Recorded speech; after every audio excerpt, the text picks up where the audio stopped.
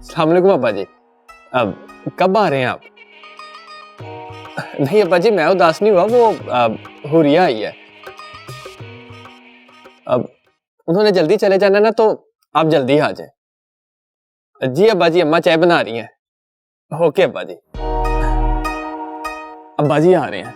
अब्बा जी कह रहे हैं कि जब तक मैं आऊँ ना इसे जाने नहीं देना और इसकी टका के सेवा करना। ओह क्यूट ताया जी, बहुत ग्रेट है, वेरी डैशिंग पर्सनैलिटी। तुम तो खामखा ताया जी से डरते रहते हो। सिर्फ मैं नहीं, अब्बा जी से तो अल्ताफ भाई और अशरफ भाई भी डरते हैं। अब्बा जी को गुस्सा आ जाए ना तो लगा भी देते हैं। क्या वो इतने बड़े होकर भी ताया जी से मार खा लेते हैं? कभी मौका मिला ना तो मैं फोटो सेंड करूंगा उनकी। अब्बा जी के सामने तो ऐसे खौफजदा होके खड़े होते हैं जैसे वो डॉक्टर के सामने बच्चा नहीं खड़ा होता जिसे इंजेक्शन लगने वाला होता है। सच में? बेचारी जारिया का क्या होगा? जारिया का जिक्र ना करो, तुम्हें अंदाजा ही नहीं कितना बड़ा तूफान खड़ा हो जाएगा। जिस तरह भी समझ आइए मैं बना लाई हूँ, पी लो।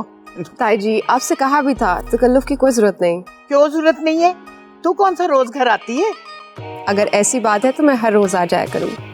सौ बिस्मिल्लाह, जम आ, तेरा अपना घर है। शुक्रिया ताई जी।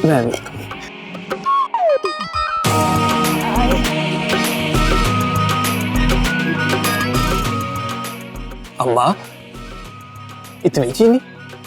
वे आराम कर, बच्ची बाहर से आई है, कम मीठे वाली चाय बना के देती।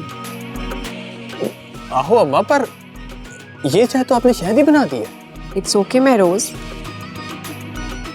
ताई जी के हाथ की बनी है, मुझे तो बहुत अच्छी लगी। थैंक यू ताई जी। देखा, तुम प्यो पुत्र तो नुक्स ही निकालते रहते हो।